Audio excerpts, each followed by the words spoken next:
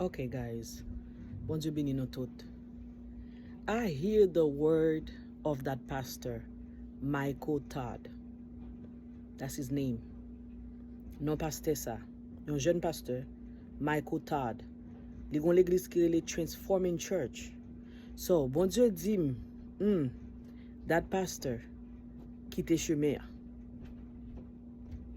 I was sitting down and the Spirit of the Lord was like, I was in the church, but I left. Mwen te dans l'église là, but mwen quitte. There is so much going on now. So much that it's disgusting me. Oof, Lord. There is so much going on. Get tellement bagay kap passe. Li fait bon Dieu envie vomi. Micheal Todd.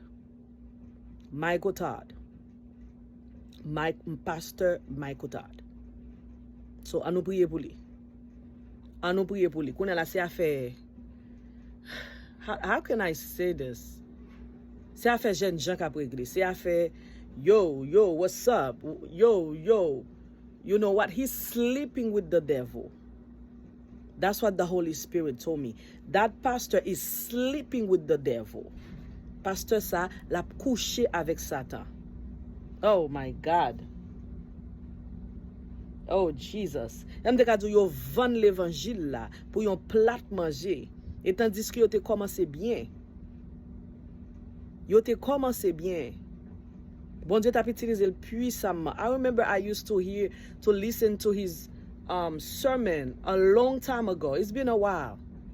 But I'm toujours, c'est comme ça moi sagesse après nous ça tout. L'autre on bagay don moun ou pas parler. J'aime dire m'te quand de parler de m'te quand tande pas de parler de lui non, m'te quand tande message li, un jeune pasteur. Ça fait des années écoulées.